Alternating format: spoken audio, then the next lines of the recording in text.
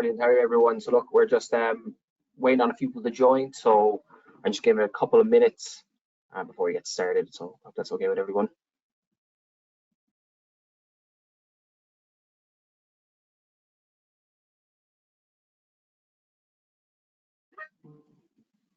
Brilliant. What we might do is just get a quick poll up for anyone who's here now.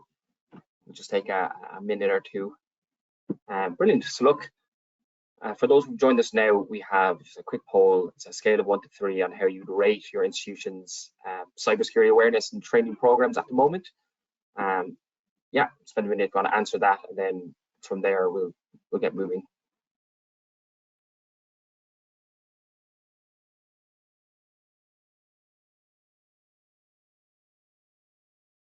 Okay, so a few results coming in.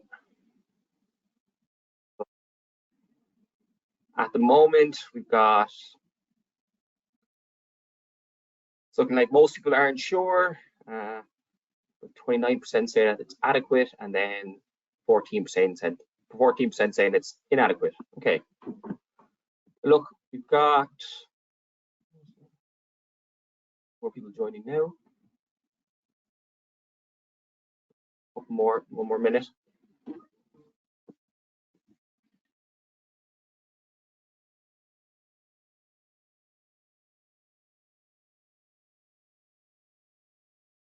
Okay, brilliant.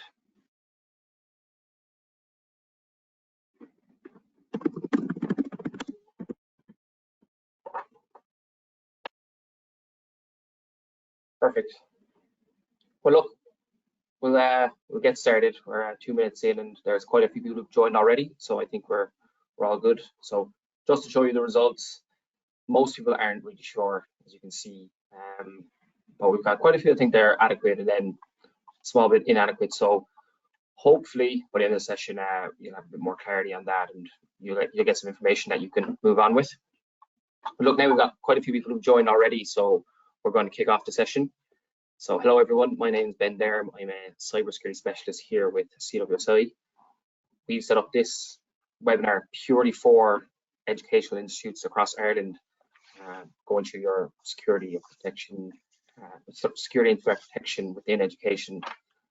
So today we have, change the slide. Pardon me now, technology failing me. Brilliant. Oh, I'm going way too far ahead now. There's a bit of delay. So today we have Mark Mitchell, who's at CWSI's CTO, and we've got David Keddy joining us from Microsoft as well. So thank you very much, David, for taking the time to join us. And just a quick introduction on the session. We're going to talk about CWSI, the current threat landscape, security and threat protection, the impact of AI, and then we'll leave the last 10 or so minutes for a Q&A. So I know a lot of you have probably worked at CWSI in the past, but as a quick run through of who we are a cybersecurity and compliance company, pure play cybersecurity, so we don't focus on anything else.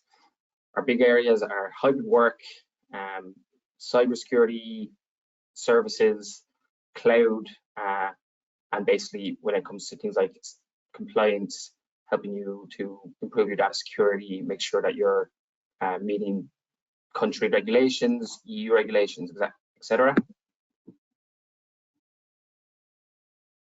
Again, things clicking, and then just another bit on CWSI.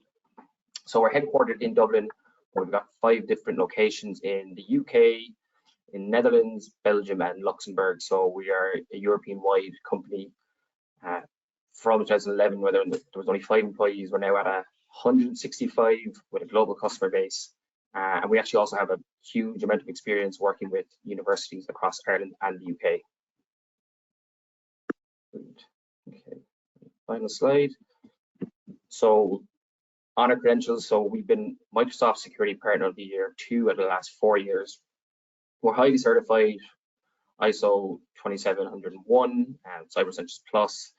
We've got a lot of awards as well from Deloitte's Best Managed Companies. We actually recently won Ireland Tech Company of the Year, and we're hugely accredited within Microsoft. So we're actually part of the Microsoft Intelligence Security Association, which is a highly prestigious association to be part of, and I believe there's only like 0.1% of Microsoft partners globally that are actually part of this.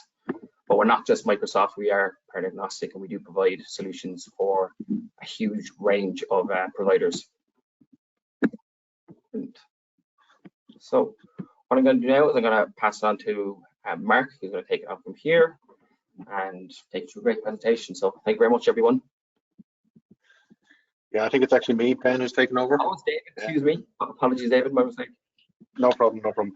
Yeah, so you're very welcome, everyone. I think a lot of people probably know me, but David Kelly is my name. I'm a security specialist with Microsoft, and just really wanted to have a conversation around, you know, what we're seeing from a threat landscape perspective. If we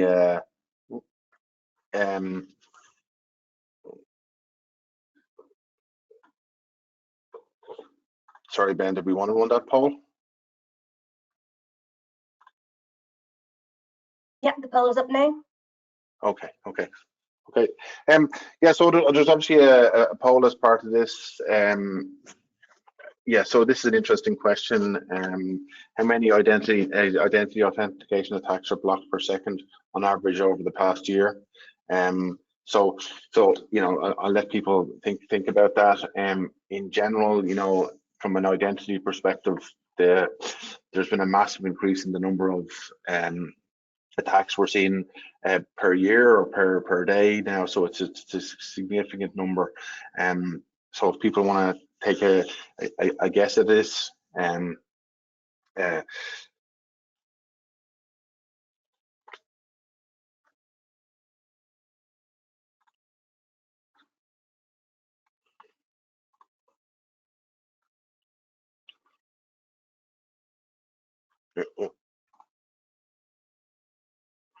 sorry. Yeah, so the results have come in there. So yeah, yeah, most people are guessing between 400 and 4,000. Yeah, but the answer has grown that much. You know, we're seeing 4,000 password attacks blocked per second. So massive amount of attacks coming up over the last while. So essentially that data point came from the Microsoft report. We published our new signals report at the kind of start of October to coincide with Cyber Month. So obviously, you know, many institutions and many groups globally are doing webinars or meetups for Cyber Month, because it's a good point in time to really remember you know, and focus on cybersecurity. And it's actually quite useful from an educational perspective, because obviously it's the time when obviously students have started to come back, and they've actually obviously you've got everyone on board now, so maybe people have a chance to take a breath and think about cybersecurity for, you know, what the cybersecurity plans for the rest of the year. So the Microsoft Digital Defense Report is available to everyone. It can be downloaded pretty easily, but I just want to give you a flavour of where things have gone in the last year and what we focused on. So again, we're still continue to bring in a massive amount of signal from a global perspective. We're really monitoring, you know, all the particular type of compromises. We're monitoring, you know, and we're taking this from our systems, from all our systems, and being able to show this to people. And I think, you know, some of the key pieces that we would have is, you know, the number of business email compromise attempts has gone up massively. You know, like 4,000 password attacks blocked per second is a massive number. And I think, you know, we need to think about, if we're being hit by that amount of compromises, you know, per second, you know, the knock-on effect to pretty much everyone is pretty massive within the organization.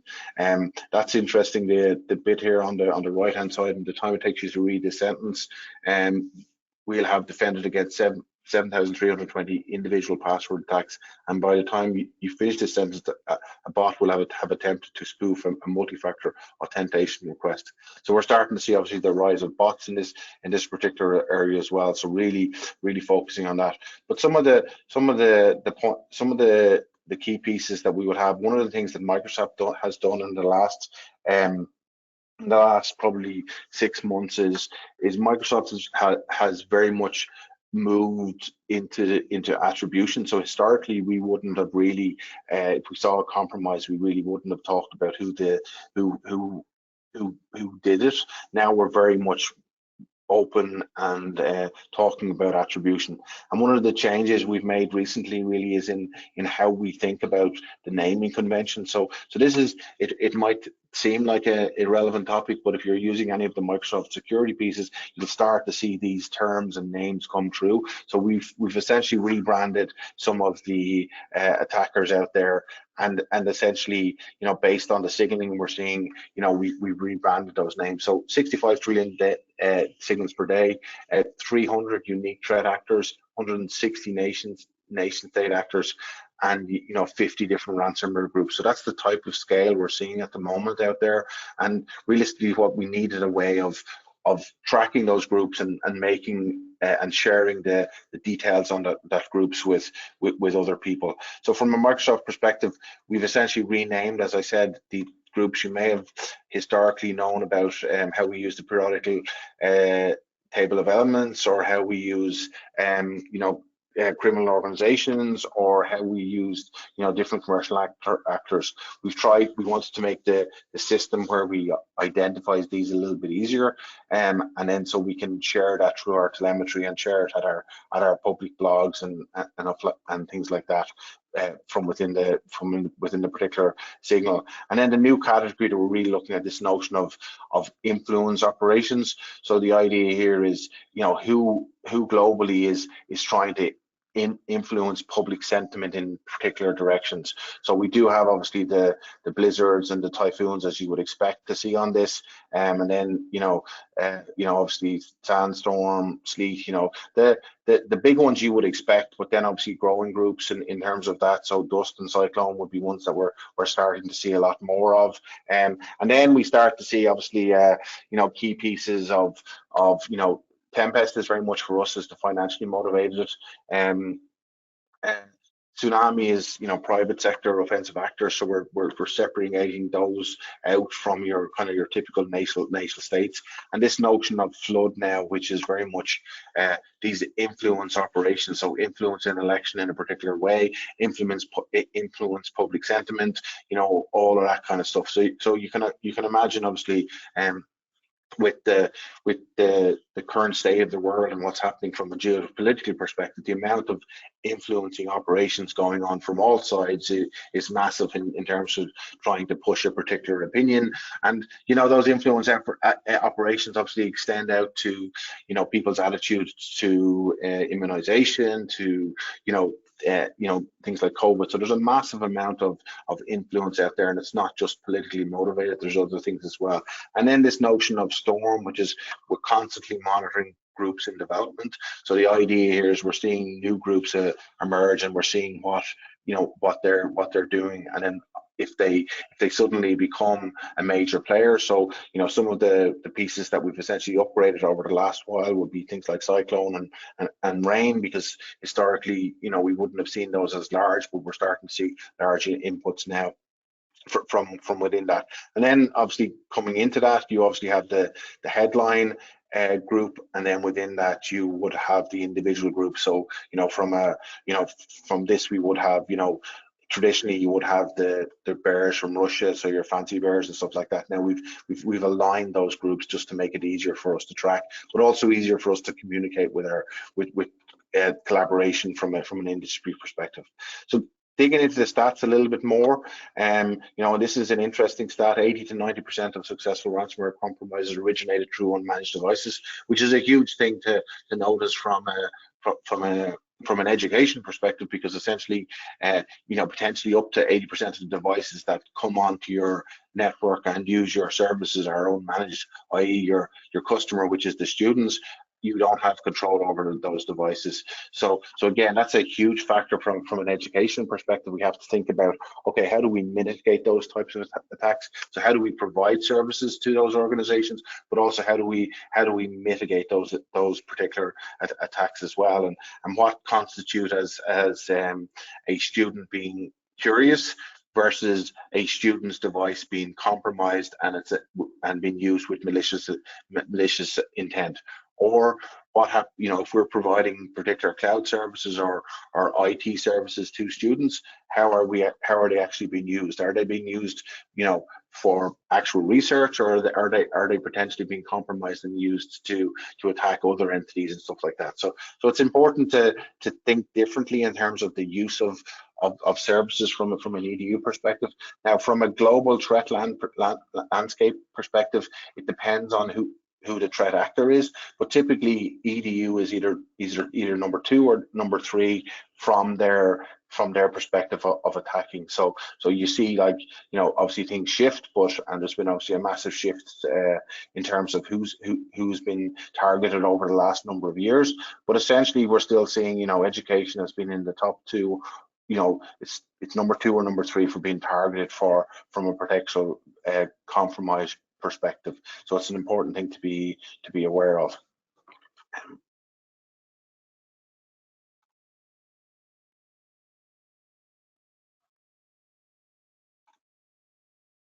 Yeah, so then we're starting to see, obviously, from a nation state threat perspective, we're actually starting to see changes in those nation states. So we're seeing different threat actors in terms of changing how they operate. You can see, obviously, from a geopolitical perspective, Russia has essentially flipped a huge amount of its capability towards primarily NATO targets, as you would expect, given the current geopolitical system.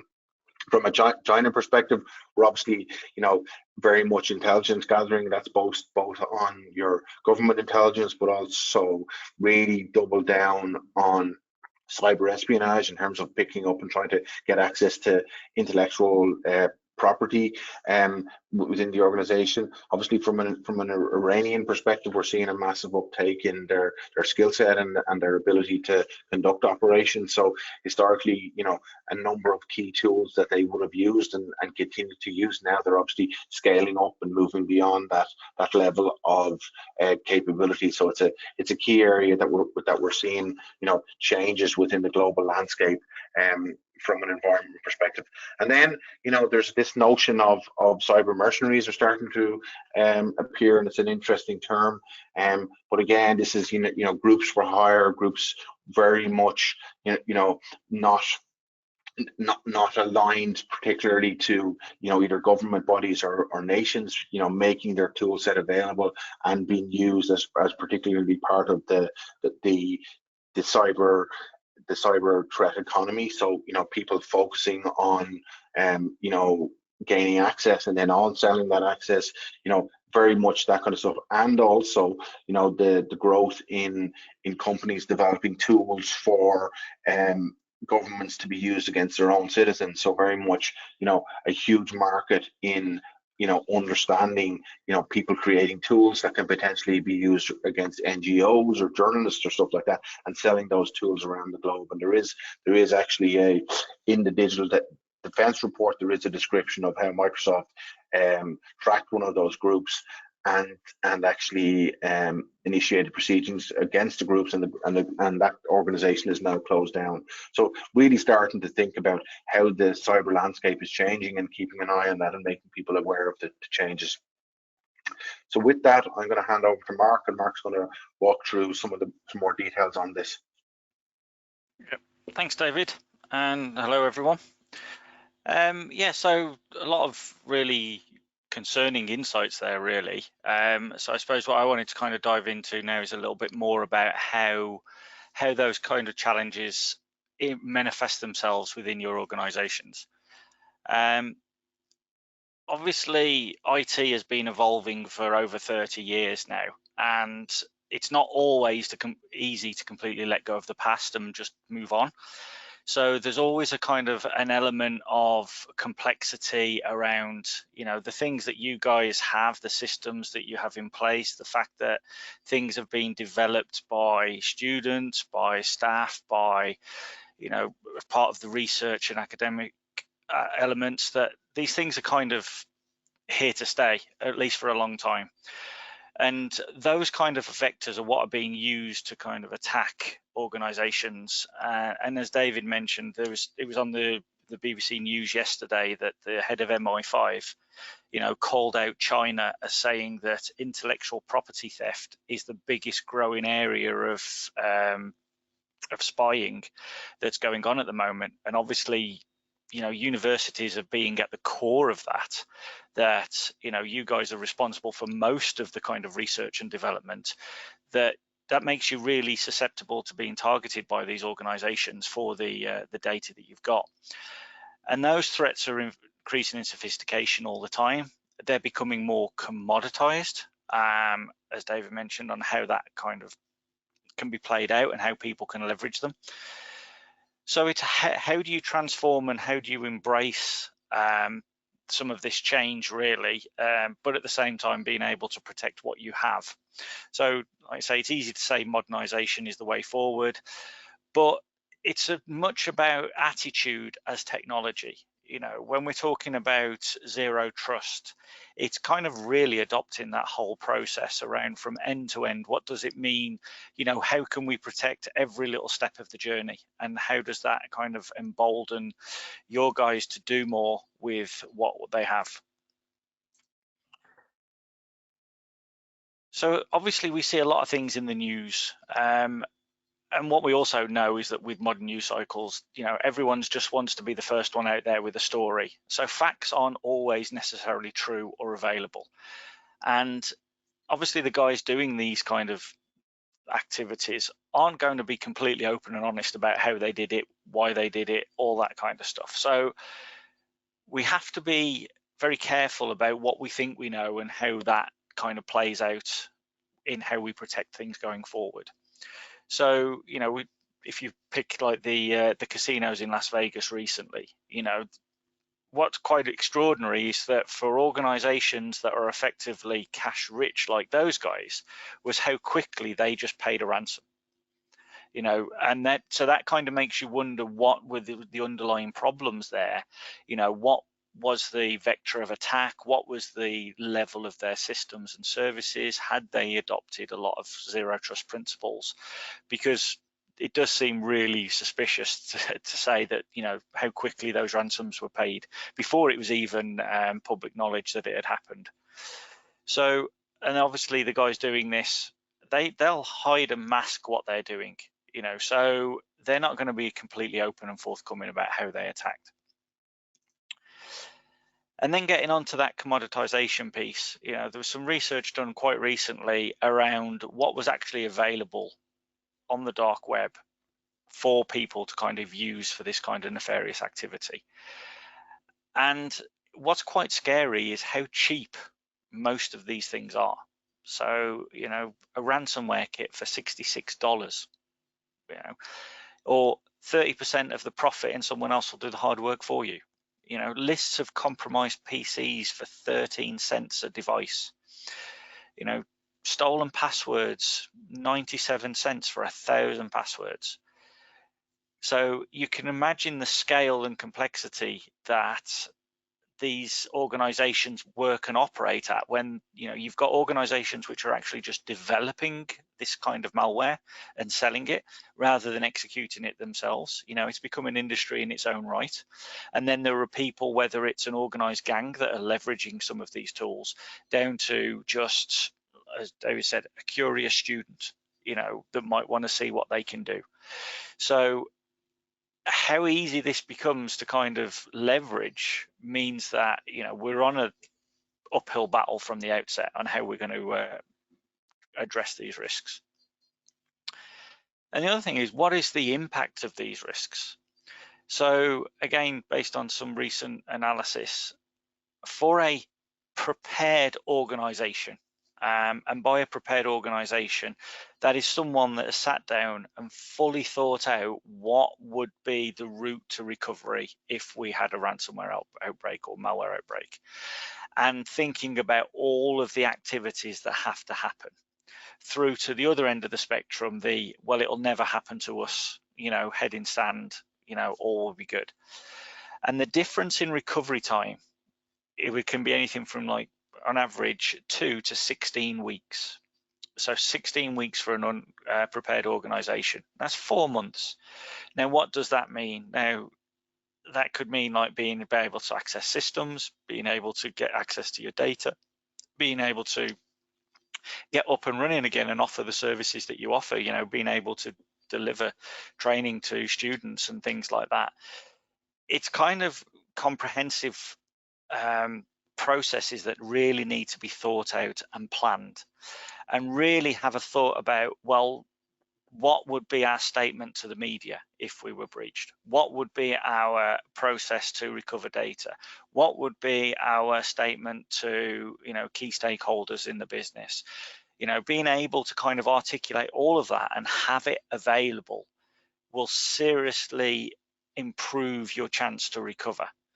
Now, obviously, you guys in the education sector will be slightly different, but in the commercial sector, this could be the difference between staying in business and going out of business. So this kind of preparation is key, and being able to kind of sit down and have an honest conversation and workshop this out and plan it really is imperative, because, you know, the adage that is now is, it's not if you'll be breached, it's when you'll be breached. You know, and we already know that, you know, there was some incidents over the last couple of years in education, because, like I say, you guys are a prime target that, you know, just for intellectual property, it makes it sense that, you know, people are going to be looking at you guys. So again, it's kind of a scenario of unprepared, but what was kind of relevant here, which I thought was useful, and again, I kind of see this in the education sector and in universities, is that, you know, something's been developed over time, but people move on, people retire, people, you know, pass on. And do you actually have the ability to recover those systems if the worst were to happen? You know, so in this scenario, and this is, again, it was based on an American use case, but, you know, they managed to find someone that had still got a floppy disk with the application, so they were, you know, just about in a position to be able to restore. Now, I'm not saying all applications and everything are going to be old and legacy, but, you know, again, working on a scenario with the NHS recently, and they still had business reasons to use applications that were over 15 to 20 years old. So those applications, again, like I say, the developer probably isn't about anymore. The you know, the knowledge and experience of that platform didn't exist. So it's kind of going back and saying, like, how critical is that? Now, do we need to develop a way of restoring or, you know, protecting an application, or do we need to look at, you know, modernization or replacing those applications? Now, fortunately, for all of those kind of, you know, attacks for hire scenarios, there typically are going to be solutions available to mitigate and protect against those, whether that's SIEM source solutions, endpoint protection, whether it's identity controls such as MFA, or, you know, user risk and those kind of things, or more traditional services like firewalls and security. But in addition to that, there's also a lot of good frameworks, baselines, benchmark policy sets, and things that exist to enable you to kind of leverage the best of those security controls that are available. And we see this all the time, is that, you know, solutions have been deployed, but they've been deployed either at a point of time where some of the security controls weren't available, but now that they are available, no one's gone back and actually kind of looked at that and sort of saw how they could leverage some of those, or they're just unaware of what's available, or how to implement that in the best way, or whatever that might be. So like I say, there are a lot of baselines, benchmarks, industry regulation available. So it's always worth checking for each of your systems, especially as part of any kind of zero trust review, that you're kind of aware of those and that you implement those practices across the board to protect your environment. And with that, I'll just jump into another poll.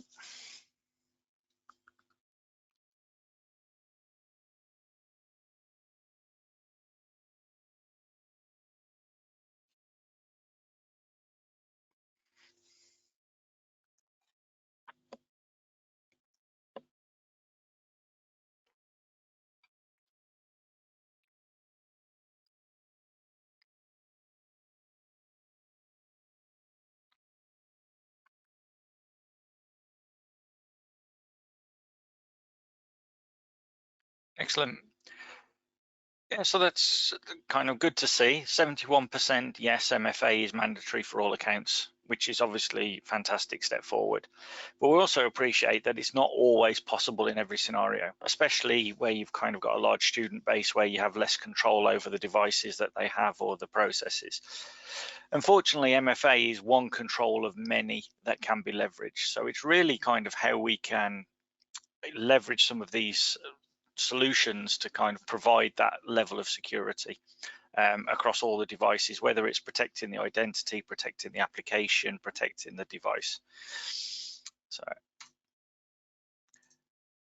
and one kind of key relevant point is don't plan to pay the ransom. Now, it's easy to say that at this stage in the game, you know, don't pay the ransom, yeah. But when you're obviously in that dilemma, you know, when the HSE got breached a few years ago, you know, the impact of that ransomware attack was just relentless, and you know, no doubt that it cost lives as a result to it. But you know, what we actually see that more and more that, you know, a few years ago, these organizations, these criminal gangs would actually operate like a business. You know, they'd have a help desk, they'd kind of work with you to recover your data, they would provide you with all the recovery keys and give you a great experience of extorting you. But what we're seeing more and more now is the fact that, well, that's great, but that's one payday. What if we could get more paydays? So what we're seeing is scenarios where you're only actually getting part of your data back when you pay.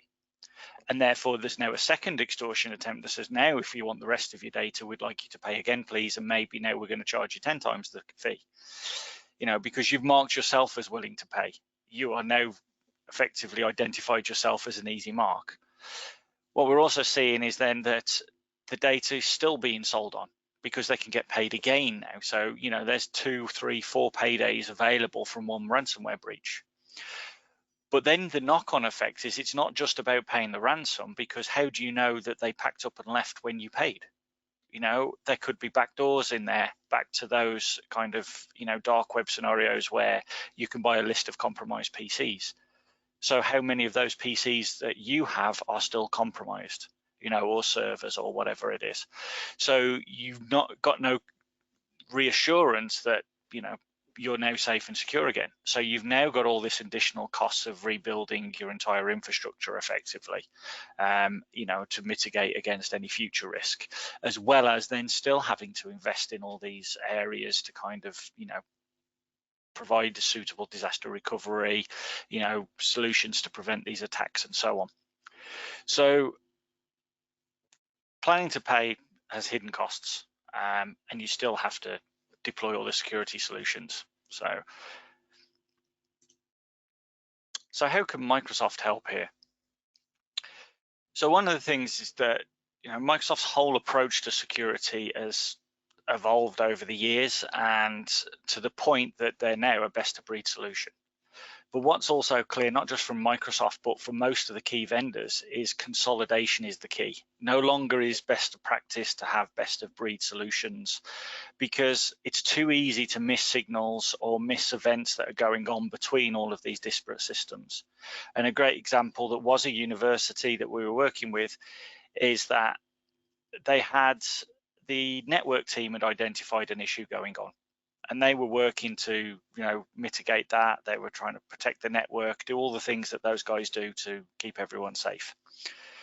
In parallel to that, but completely unknown to them, the desktop team were dealing with a malware outbreak, and they were working on that side of things to protect those endpoints. And then in addition to that, the server team were looking after the file servers and looking at, you know, sort of risks around the data and everything that's being maintained. So having 3 very skilled teams working on a problem, but none of them were aware that the others were working on the same, potentially the same problem. There was no joining up. And the same approach applies to, you know, the tools that you're using.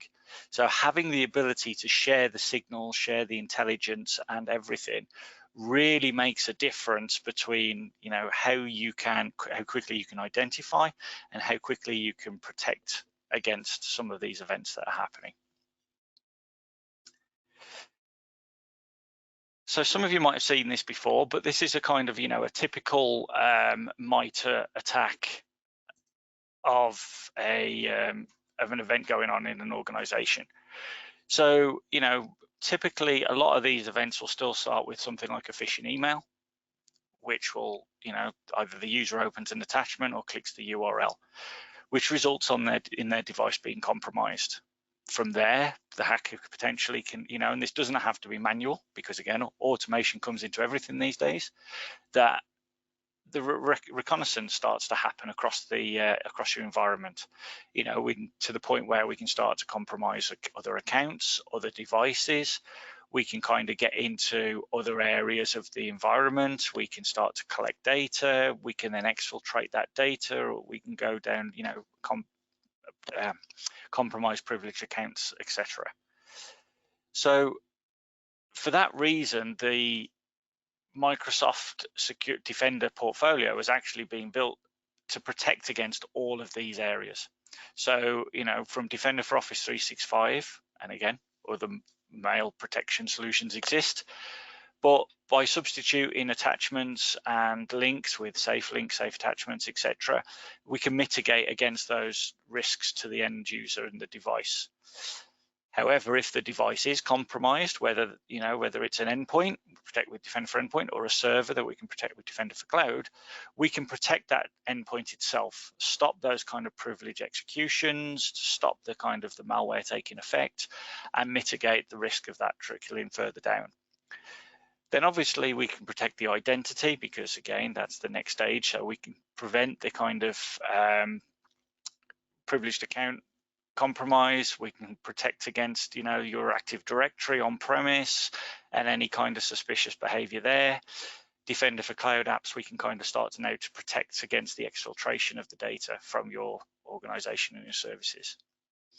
And then ultimately, all of that is underpinned with a SIEM solution. So Microsoft Sentinel in this case.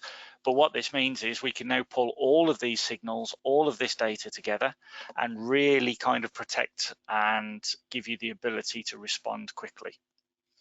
And the other thing to be aware of, which I think is particularly relevant for, education organizations, is not all risks are external. You have students, most of them are just curious, but some of them may be more malicious. But being able to spot, identify, and protect against insider risks is just as important as the external ones. So it's definitely worth considering and leveraging the solutions available. And when it does come to a SIEM solution, again, the facts are here. It's 60% risk reduction in risk by breach by having that, by being able to spot quickly and respond. Mean time to respond, 88% reduced time to threat mitigation. Those are the things that are imperative. And we're going to see more of that with AI being used and developed, not just by the good guys to respond to risks, but also by the bad guys to cause the risks in the first place. Criminals are lazy. If they can do something in a very automated or whatever way that they can, they will do. So again, let's hit more organizations in a shorter space of time and automate most of that. So, but also again, who's going to be responding and looking after these incidents and the threats? So having a high SOC productivity means you can actually have more availability of time to work and respond to these events. And again, to the 67% increase in attacks in the last 5 years. And that was dated 2019. So, that's probably gone up again by the similar amount. So proportionally, that's an horrendous amount of attacks that are going on. But also what's interesting is 50 security tools is the average most organizations will have in place.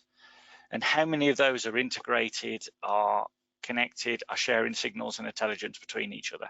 Because that, again, if you can't see the problem, or the person that needs to see the problem isn't there that day, how do you resolve those issues? Which then comes into the actual massive chronicle shortage of cybersecurity specialists globally. Again, 3.5 million unfilled jobs globally. So for most organizations, it's not even an option to recruit. because there are just too many shortages to deal with that. So really what we're saying is, by bringing all of these things into a single portal, a single solution, and leveraging a lot of the automation that's both available or what you can create, gives you a much stronger ability to respond to any kind of incident and remediate, hopefully, in a quick and timely manner. So, and with that, I will pass back to David just to quickly touch on AI.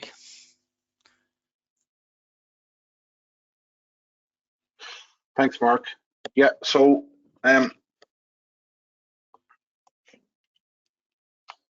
AI is an interesting topic, and obviously a lot of people are thinking about how AI can be used to augment their roles, and how can they potentially use it. I'm not going to specifically get into the Microsoft Copilot, but I do think about Copilot is a term we use for generative AI that helps people do their job. It's it's not a very old adage, but it's probably a new adage. But the idea is that AI is not going to take your job, and somebody using AI is going to take your job, and that's the key piece that we see. These AI services are going to help people do their job, whether that's write better or research better or something like that. And from a Microsoft perspective, we obviously have tools for that essentially allow us to provide AI solutions that that essentially you train with your own data. We don't share the data. It's not like ChatGPT where you can potentially use it mistakenly exfiltrate data because you're only using your own data on the models, and it's not exposed to anywhere else. But obviously, as if we didn't have enough to worry about, we now have to obviously worry about these AI solutions getting access to data. And I think the key piece from our perspective is I'm having a lot of conversations with now customers around, okay, I'm not ready for AI yet, and it doesn't look like we're going to do it, but for a while. But how do you prepare for that? So how do you prepare for data to make sure that if someone introduces an AI into the organization, and potentially they may start using it and you don't know about it, how do we control that particular thing here? And it's some interesting stats here. 70% of employees would delegate as much work as possible to AI. So that's interesting, in terms of people saying, okay, if I could delegate stuff, if I would. And then obviously the flip side is obviously people making the decision. People are very much concerned about this notion of data protection. So from our perspective, our view is, okay, how do we potentially provide data? And if we're not providing the AI, how do we help you prepare your data for that? And I do understand from an education perspective, this particularly can be challenging because there is a lot of external sharing. There's a lot of interdisciplinary sharing. People are really looking at that now in terms of how do we share data across different disciplines, and how do we work. So but the idea here is, how do I do that in a secure and compliant way? And it's really around, okay, how do I make sure that I'm not oversharing? And this notion of oversharing through AI is a key concern. And the reason being is, for a human being to find data that they generally shouldn't have access to is a harder proposition. But with these AI tools, if you give them particular access to your environment, they will find the data based on the prompts given to the searching capability, and you may not want people to access the data or infer that data.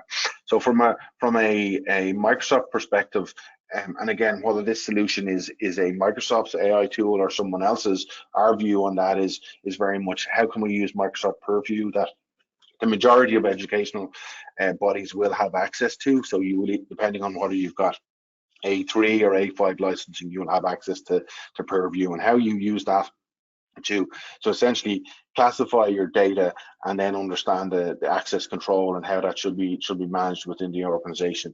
Obviously, we will be having conversations with everyone around Microsoft Copilot as that starts to land for for our customers. But in reality, how do you prepare for that, regardless of whether it's Microsoft Copilot or not? And if you've got particular data, and you know, getting people excited about data compliance has been a tough task. You know, it's not one of the most exciting things in the world to get people going on. But this fact that the risk from oversharing data via using AI is starting to focus people's minds on that, and I'm starting to have a lot more conversations around this in terms of how we do that. And again, it's the same stuff you would do for a data compliance project. It's just that people don't go through the effort because they don't understand the risk. Well, the risk is now simply because we've particularly got AI in the mix.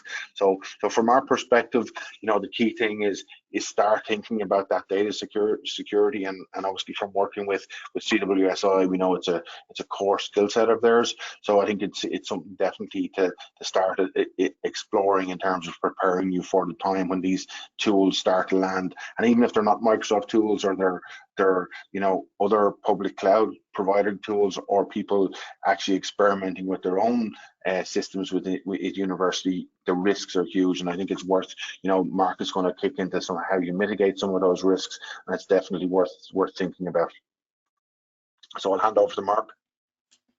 Yep, thanks, David. Yeah, as David said, this is kind of, it's a huge topic, and I did struggle to try and condense, you know, best part of 100 slides down into something we can cover in the next 5 to 10 minutes. So it will be a kind of a whistle-stop tour, but it's just to kind of give you a taste of some of those risks and challenges, because again, preparation around your data security is really going to be imperative for, you know, when AI starts to become more widely used than it is today. So again, these are going to be kind of more widespread stats, but what's interesting is, you know, what we're looking at, that 83% of organizations experience more than one data breach in their lifetime. So it's not a, you know, if it hasn't happened yet, it will happen. It'll happen, and then it'll probably happen multiple times after that. Again, insider risk here accounts for 20% of data breaches. Now, this again is talking malicious, but what we'll actually see is that most insider risk aren't malicious. They're actually just more human error and accidental. And again, multiple products to try and achieve the same goal. It's expensive, it's complicated. Now, we've kind of got stats here for a lot of countries in Europe, but just to kind of focus on some of the Irish specific ones, you know, HSE, after all the hassle a couple of years ago, you know, were subject to the Move It cyber attack. You know, almost 1 in 5 Irish firms hit by cyber attack or data loss. You know, Dublin Airport, the Northern Ireland Police Force, you know, it's happening everywhere. It's not a kind of a unique attack, and it's not always just, you know, picking big headline names like this, you know, but universities, education establishments are big names. You know, they are, you know, high risk areas. And when you're looking at, you know, data breaches, you know, what we're seeing in Ireland, you know, within the last 5 years, there's 30,000 data breaches being reported. And they're just the ones reported. They're not necessarily all the ones that have happened. So, you know, that averages to nearly 6,000 a year, data breaches. So, you know, it's a constant problem. It's a constant issue. And how are we going to protect against that? And as I mentioned, human error accounts for 47% of data breaches. And that could just be as simple as someone sent an email to the wrong person. You know, data gets exposed, it turns up where it shouldn't get to. You know, it's less so around hacking and phishing, but it's obviously still a big number. And again, we're not just talking about private sector. Public sector here is almost as much reported as the private sector. So again, you guys are just as at risk as everyone else. So why is it difficult?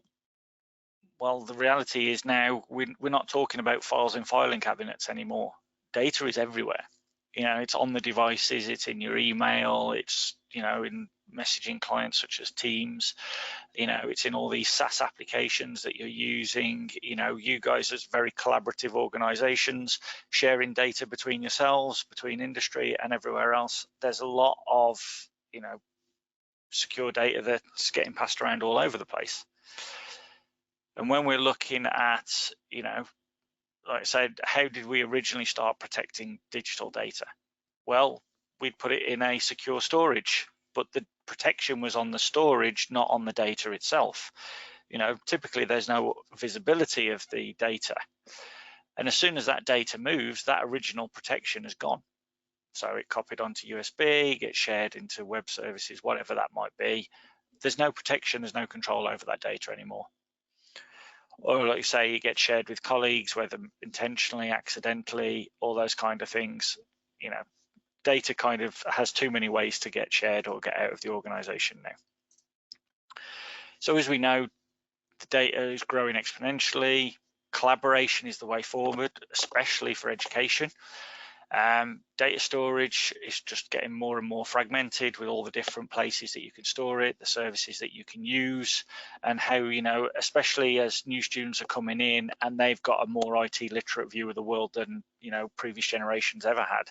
So their requirements vary wildly. You know, they'll be more used to sharing using other applications that you don't have, but also the value of that data is really increasing as well.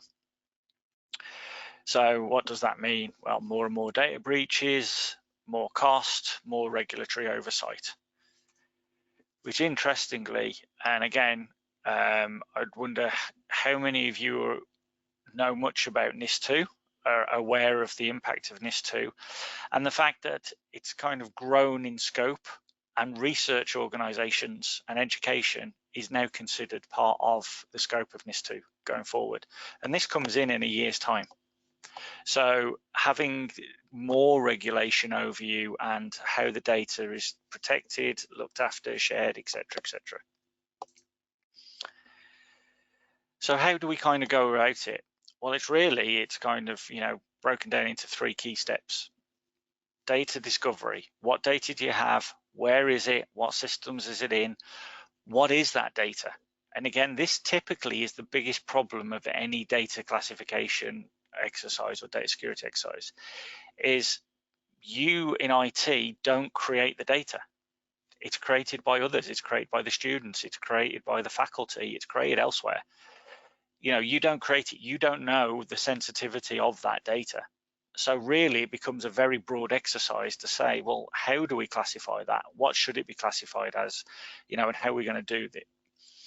Then we kind of get into the road mapping side of things. Like, how do we kind of now apply the processes, the tools? Who do we target? What order we target in? And how are we going to, you know, carry that forward?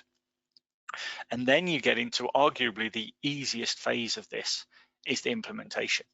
Because once you've kind of done all that hard work, the actual rollout becomes quite easy. But even then, we still suggest that you do it in a piecemeal approach. Pick the right, you know, people. You know, target small groups, make it achievable and manageable. You know, don't overcomplicate it. So with that, thank you all for your time and everything today. We have still got a few minutes, so if anyone's got any questions that they'd like to ask, we'd be more than happy to attempt to answer them. But in the meantime, if any of you would like to talk to someone further, there's a QR code on the screen, and we'd be happy to kind of set up any follow-up chats and conversations with you. So thanks for your time.